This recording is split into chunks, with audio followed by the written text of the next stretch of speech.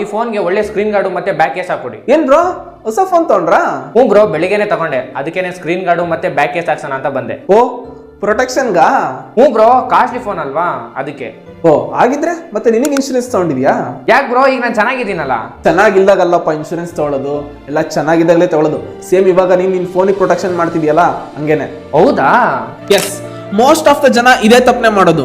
30,000 ಬೆಲೆ ಬಾಳೋ ಅವ್ರ ಫೋನಿಗೆ ಕೊಡೋ ವ್ಯಾಲ್ಯೂನ ಅವ್ರ ಜೀವನಕ್ಕೆ ಕೊಡಲ್ಲ. ಬೈ ಮಿಸ್ ಆಗಿ ಏನಾದ್ರು ಫೋನ್ ಬಿದ್ದು ಸ್ಕ್ರೀನ್ ಹೊಡೆದೋದ್ರೆ ಅದನ್ನ ರೆಡಿ ಮಾಡ್ಸಕ್ಕೆ ಜಸ್ಟ್ 2-3 ಸಾವಿರ ಆದ್ರೆ ಸಾಕಾಗುತ್ತೆ. ಬಟ್ ನೀವು ಎಲ್ಲ ಚೆನ್ನಾಗಿದ್ದು ಫಿಟ್ ಆಗಿದ್ರು ಕೂಡ ನಿಮ್ಗೆ ಒಂದು ಸಣ್ಣ ಹೊಟ್ಟೆ ನೋವು ಬಂತು ಅಂತ ಹಾಸ್ಪಿಟ್ಲಿಗೆ ಹೋದ್ರೆ ಡಾಕ್ಟರ್ ಅಪೆಂಡಿಕ್ಸ್ ಆಗಿದೆ, ಆಪರೇಷನ್ ಮಾಡ್ಬೇಕು ಅಂತ ಹೇಳ್ತಾರೆ. ಅದಕ್ಕೆ ಮಿನಿಮಮ್ ಏನಿಲ್ಲ ಅಂದ್ರೂ 70-80 ಸಾವಿರ ಬೇಕಾಗುತ್ತೆ. ಫೋನ್ ಬಿದ್ದು ಹೊಡೆದೋದ್ರೆ ಸೇಫ್ಟಿಗೆ ಅಂತ ಸ್ಕ್ರೀನ್ ಗಾರ್ಡು ಬ್ಯಾಕ್ ಕೇಸ್ ಇದೆ. ಬಟ್ ನಿಮ್ ಆರೋಗ್ಯಕ್ಕೆ ಏನಿದೆ? ಅಪ್ಪಿ ತಪ್ಪಿ ಏನಾದ್ರು ಆದ್ರೆ ನೀವು ಇಷ್ಟು ವರ್ಷ ಕಷ್ಟಪಟ್ಟು ದುಡ್ದು ಸೇವ್ ಮಾಡಿರೋ ದುಡ್ಡು ಹೋಗುತ್ತೆ. ಇಲ್ಲ ಅಂತಂದ್ರೆ ಸಾಲ ಮಾಡ್ಬೇಕಾಗತ್ತೆ. ಈ ತರ ತಪ್ಪನ್ನ ನೀವು ಮಾಡಬೇಡಿ. ಆದಷ್ಟು ಬೇಗ ಹೋಗಿ ಹೆಲ್ತ್ ಇನ್ಶೂರೆನ್ಸ್ ತಗೊಳ್ಳಿ. ಇದು ನಿಮ್ ಫ್ಯೂಚರಿಗೋಸ್ಕರನೇ. ಎಲ್ಲಾ ಫಿಟ್ ಆಗಿದ್ದೀನಿ, ನನಗೆ ಯಾಕೆ ಇನ್ಶೂರೆನ್ಸ್ ಅಂತ ಹೇಳೋ ನಿಮ್ ಫ್ರೆಂಡ್ಗೆ ಈ ರೀಲ್ನ ಶೇರ್ ಮಾಡಿ.